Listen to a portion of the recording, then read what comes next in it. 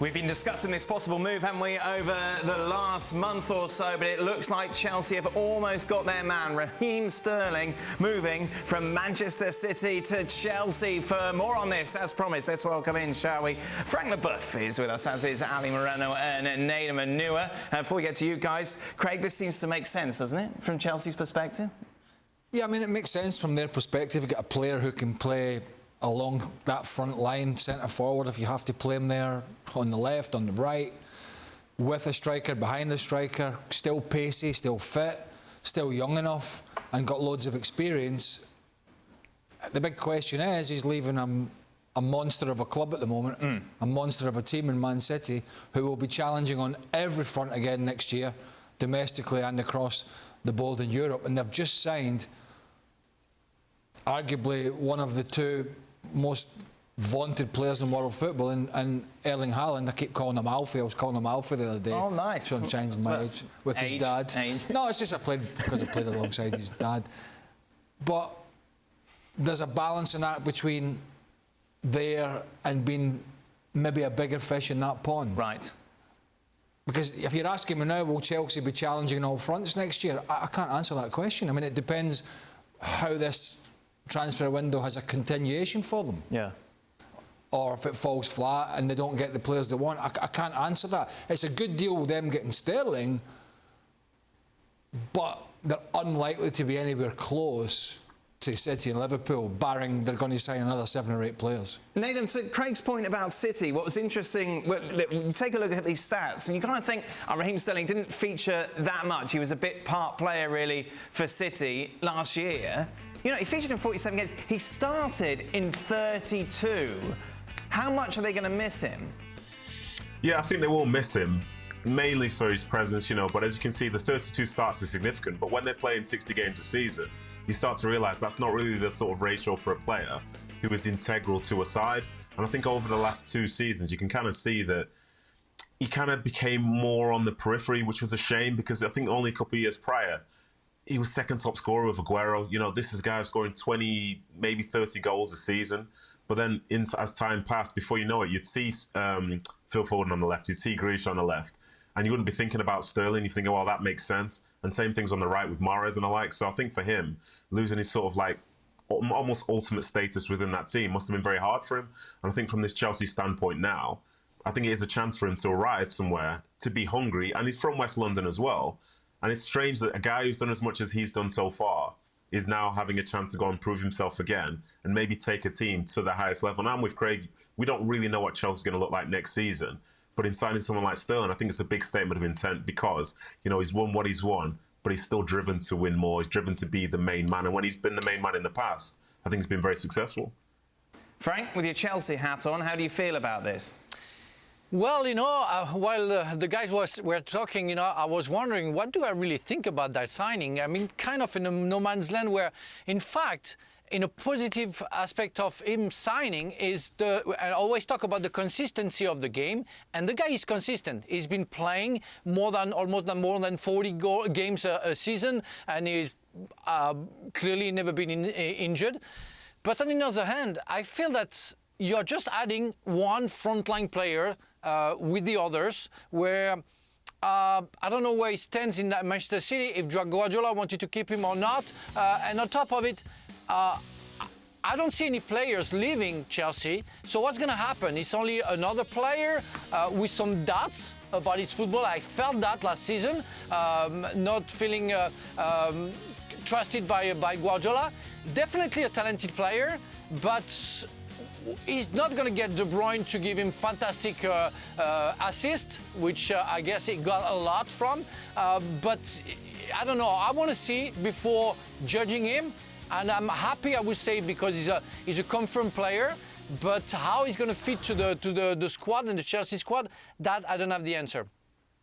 Frank, considering his achievements, that's pretty harsh, isn't it? Considering everything he's done at Manchester City, you're saying, well, the jury's kind of still out on Raheem Sterling. He's better than what the Chelsea have amongst their squad at the moment, surely. You are judging the past, Dan. Of course he's... Well, how else are we going to judge him, Frank? That's all we can do. You are judging the past of the Chelsea player and the past of Raheem Sterling at Manchester City. So what's going to happen to him? Like the other, we all thought that Havertz, Werner, Ziyech will do fantastically at Chelsea, and they didn't. So we don't know. Allow me to have some doubts about the fact that it's hard right now, when you play in the front line, I didn't mention Lukaku, to settle down. So I want to see before, again, judging, according, with every due respect, because he deserves respect. He's a fantastic player, but he was doing great because he was served in a right way. And I just mentioned De Bruyne, but also some other player that I could have said, like Gundogan. I don't know what's going to happen to him next season. Let's be positive, but give me can I put just a question mark on the end of the format sentence? But you mentioned Havertz, you mentioned Werner, Ziyech. Sterling is a proven. Well, no, all those players come in from clubs that they hadn't really. They're not at Sterling's level. Well, I don't care if they're not proven commodities in the Premier League. Timo Werner was a German international or not. I couldn't give a stuff. He came in from RB Leipzig, right? Decent team in Germany. Havertz came in from Leverkusen. Ziyech came in from the Dutch league. They play in Champions League, Craig.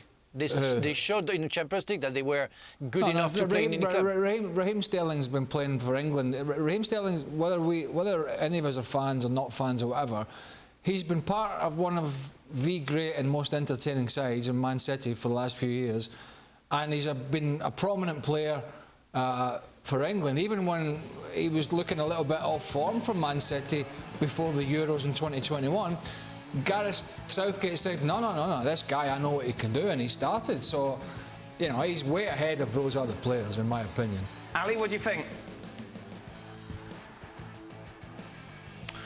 Well, I think it's an upgrade for Chelsea, and I think it's a great option to have. Raheem Sterling is a guy that, yes, has accomplished quite a bit, but we must also say that his role with Manchester City has been diminishing over the last couple of seasons. Now, there is no doubt that Raheem Sterling, when he shows up in that locker room at Chelsea, is going to garner some attention, and a lot of players will be happy to see him, and then other players not so much, because they know that now their roles are going to be diminished. So I look at a guy like Christian Pulisic and says, okay, hold on a second. They've been flirting with this guy the whole summer. Now he's here in the locker room. What is my role within this team?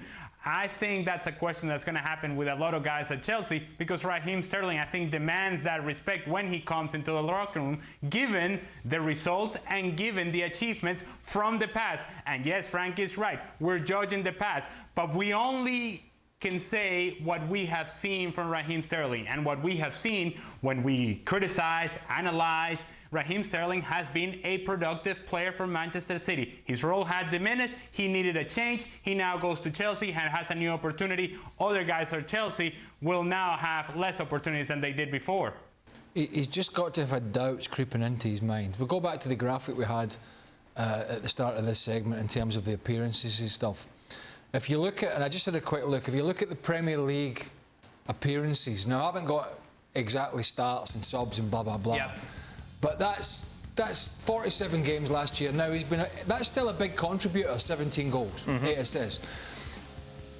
But if you look back in the Premier League, only, for example, in the last few years, he's only 1 or 2, maybe 3 at most appearances off where he was. And actually, in 21-22, he made more appearances for Man City in the Champions League than he's ever done. 12, or whatever it was in total.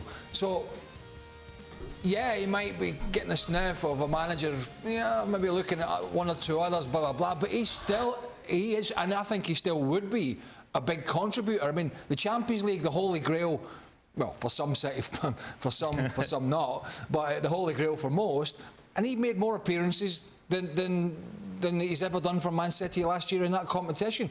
That doesn't tell me it's a player that the manager thinks he needs to get out. That just tells me that, it's about rotation, it's about looking after your body, and it's about keeping other people in the squad happy, so that it's not just the first 11 in the dressing room, it's 20 players, and they're all getting some game time, like Gabriel Jesus has had. Now he's gone to Arsenal. And so it's just got to be a kind of psychological thing in his mind, because when you look at the facts and figures, OK, it may have diminished slightly in certain competitions, but in other key ones, it hasn't. Final point on this, Nedum. What sort of legacy will he leave at City? I think it's a great one, to be honest. I think when Pep Guardiola first came in, people were expecting Sterling to leave thinking he's not going to be Pep's style of player. But now as he leaves, I think he's the player that's played the most games for Pep Guardiola throughout his managerial career. I think we've seen him have so many highs. You know, some people remember some of the lowlights, maybe a miss in the Champions League, a miss here, miss there, wherever. But he's been, as we said earlier, he's been a very significant part of a very successful era for Manchester City Football Club. And he has not been a peripheral figure throughout that. I think you go back a couple of years, he's getting maybe 20 goals in the league and the like.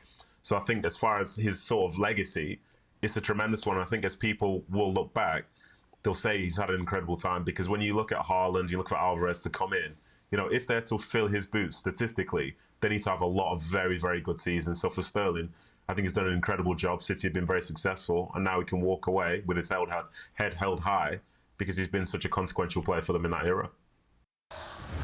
Well, thank you very much for watching ESPN on YouTube. For more sports highlights and analysis, be sure to download the ESPN app. And for live streaming, premium content, and let's not forget as well, ESPN FC 7 days a week. Subscribe to ESPN+.